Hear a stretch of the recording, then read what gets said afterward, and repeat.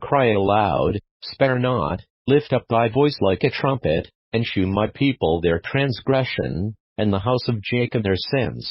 Yet they seek me daily, and delight to know my ways, as a nation that did righteousness, and forsook not the ordinance of their God. They ask of me the ordinances of justice, they take delight in approaching to God. Wherefore have we fasted, say they, and thou sayest not. Wherefore have we afflicted our soul, and thou takest no knowledge? Behold, in the day of your fast ye find pleasure, and exact all your labors. Behold, ye fast for strife and debate, and to smite with the fist of wickedness. Ye shall not fast as ye do this day, to make your voice to be heard on high. Is it such a fast that I have chosen a day for a man to afflict his soul? Is it to bow down his head as a bulrush, and to spread sackcloth and ashes under him? Wilt thou call this a fast, and an acceptable day to the Lord? Is not this the fast that I have chosen, to loose the bands of wickedness, to undo the heavy burdens, and to let the oppressed go free,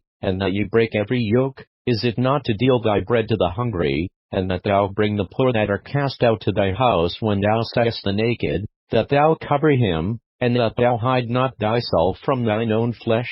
Then shall thy light break forth as the morning, and thine health shall spring forth speedily, and thy righteousness shall go before thee. The glory of the Lord shall be thy reward. Then shalt thou call, and the Lord shall answer. Thou shalt cry, and he shall say, Here I am. If thou take away from the midst of thee the yoke, the putting forth of the finger, and speaking vanity, and if thou draw out thy soul to the hungry, and satisfy the afflicted soul, then shall thy light rise in obscurity, and thy darkness be as the noonday. And the Lord shall guide thee continually, and satisfy thy soul in drought, and make fat thy bones, and thou shalt be like the watered garden, and like a spring of water, whose waters fail not. And they that shall be of thee shall build the old waste places. Thou shalt raise up the foundations of many generations, and thou shalt be called the repairer of the breach, the restorer of paths to dwell in.